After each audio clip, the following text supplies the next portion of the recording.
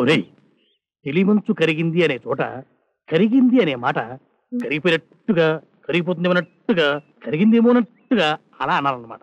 అప్పుడే ఆ రాగం, ఆ భావం ఇంకూతరగా మాట వేస్తే. మీ పిచ్చివాగుళ్ళకి వాడుకున్న గోడు కూడా పోతుంది. మీరు నోరు మెదపుకున్నారండి. వాడేదో నేర్చుకున్నాడు, అది పాడతాడు కదా. అది కాదే, అంతటి మహానుభావుడు ముందు కూర్చుని పాడాలంటే పొత్తి కడుపులో వెలిపెట్టదు. పెడితే అక్కడ సదుపాయాలున్నాయి. సరే, మధ్యలో స్వరాలు మర్చిపోయావనుకో, అది మొహంలో తెలియకుండా అను అను కలిపేసి అప్పుడు పప్పులో చారు కలిపేస్తే పులుసు అయిపోయినట్టుగా కొట్టుకుపోతుంది అనమాట. అది స్టోరీ.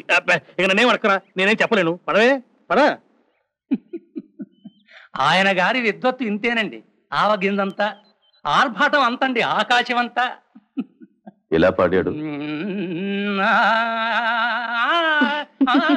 గంగాధరం ఇంకా రాలేదే. ఆయన గారు ఇలా సంతోషంగా ఉన్నప్పుడే అయితే అరుగు వచ్చేస్తున్నారు. విన్న పాలు వినవలే వింత వింతలు. వీడు బాబు మా పెళ్ళైన 14 ఏళ్లకు వీడు బాబు ఇక మాకు కాన్పు రాదేమో అనుకుంటున్న సమయానికి ఉంటే ఇదే. అమ్మగారు మాట్లాడతారు. అమ్మా, భోజనాల సమయంలో చెప్పేనే గంగాధరం అని. ఇతనే మా అమ్మగారి దగ్గరే సంగీతం నేర్చుకుంటున్నాడు. చెట్టు లేని ఊళ్ళో ఆముదం చెట్టే మహావృక్షం అని మా విద్యంత మేవెంత. మీ సమక్షంలో పాడాలని ఆ కుర్రవాడి అభిలాష. ఏమండి, విందావా? అలాగే, కానీ పాడు.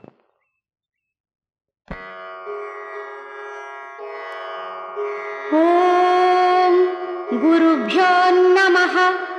సహస్రశీరుషం దేవం విశ్వాక్షం విశ్వశంభువం విశ్వం నారాయణం దేవమక్షరం పరమం పదం విశ్వతః పరమాన్నిత్యం విశ్వం నారాయణగుం హరిం. విశ్వమేవేదం పురుషస్తద్విశ్వముపజీవతి పతిం విశ్వస్యాత్మేశ్వరగుం శాశ్వతగుం శివమచ్యుతం.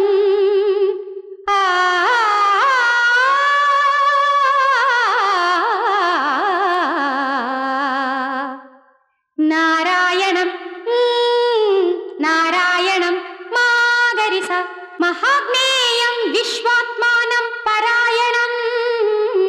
నారాయణం నారాయణం. మాకు ఆతిథ్యం ఇచ్చి అవమానించడానికి ఇదా సాధనం? నా సమక్షంలోనే వేదనాదాన్ని అవహేళన చేస్తారా? క్రమశిక్షణ లేని ఇలాంటి శిష్యులను తయారు చేసి గురుస్థానానికి అపకీర్తి తీసుకురాకండి.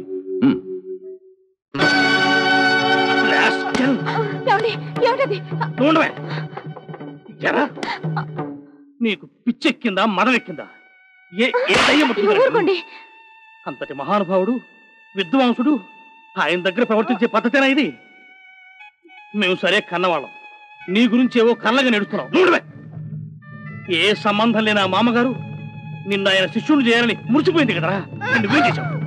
అవమానం పాలు చేశావు, తలెత్తుకోకుండా చేశావు. ఎందుకు ఈ బతుకు? ఏ రైలు కింద పడి చావక. ఏమండి, వాడేదో తెలియక తప్పు చేశాడు. ఎందుకండి అంతలేసి మాటలు? వాడి మొహం చూడవే, తప్పు చేశారన్న పశ్చాత్తాపం రవంతైనా కనిపిస్తుందేమో ఎప్పటికైనా. ఇక సంగీతం వద్దు, సింగినాదం వద్దు, ఇడ్లీ పిండి రుబ్బుకుంటూ ఇక్కడే పడి ఏడుస్తాడు. అయినా బ్రహ్మదేవుడు పెసరట్లమ్ముకుని బతకరాని వాడి మొహాన్ని ఆశేసిన తర్వాత నాలాంటి వాడు వాడు రాత మార్చాలనుకుంటే దేవుడు చెప్పించడు. Sushila present sir. Ramadevi present sir. Gangadhara Rao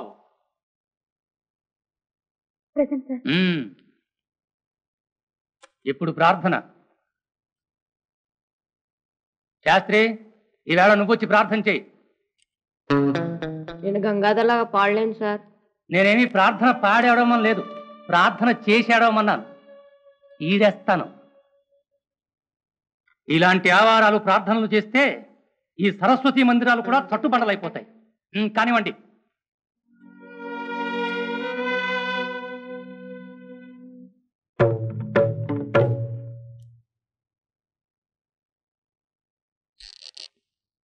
ఏ గంగా, నువ్వు పాఠానికి వస్తే మా అమ్మగారు రావద్దన్నారు. నీకు పిచ్చెక్కిందంట కదా. ఏమా వాడితో ఏమిటి కబుర్లు? తలిపేసి వచ్చి పాఠానికి కూర్చో.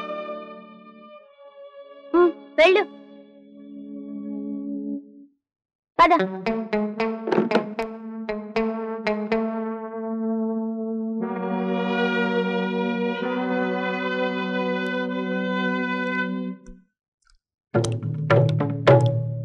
చాలా బాగుంది రోయ్.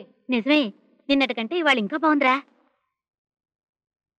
రే గంగా, నువ్వు కూడా లోపలికి వెళ్ళి ప్రసాదం తెచ్చుకో, చాలా బాగుంది.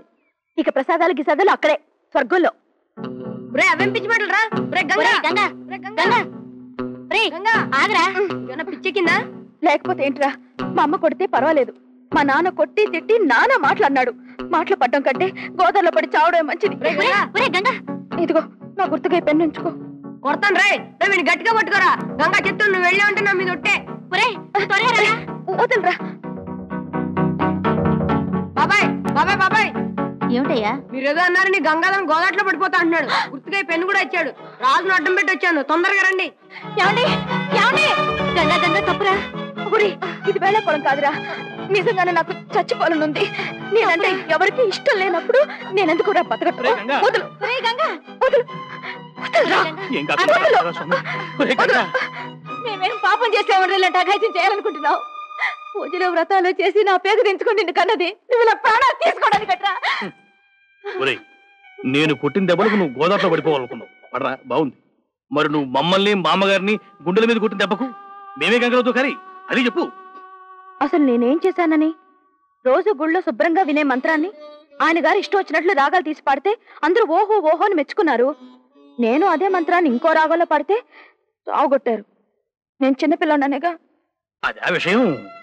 అదేం చిన్న విషయం కాదు. ఆయన మహానుభావుడు, మహా విద్వాంసుడు. ఆయన గారు ఏదో తన్మయత్వంలో అలా చేశారు. అలా అని నువ్వు చేస్తే చిన్న వెధవి ఏమైనా బాగుంటుందా? నువ్వు ఉండవే. ఆయన మంత్రాన్ని అలా రాగంగా పడింది తప్పు అంటున్నావు. మరి నువ్వు చేసేసింది ఏమిటి? నువ్వు పాటలాగా పడి తప్పు చేసావా లేదా? అలాగే నా కాలం ఎందుకు పడతావు? అలా కసురుకుంటారేమిటండి? వాడి తప్పు వాడు గ్రహిస్తున్నాడు కదా. చూడు బాబు, ఆ మహానుభావుడి దగ్గరికి వెళ్ళి చేసిన పనికి కనికరించమని. నువ్వంతటి విద్వాంసుడు కావాలనుకుంటే అలాంటి వారి ఆశీస్సులు రా కావాల్సింది, శాపాలు కాదు.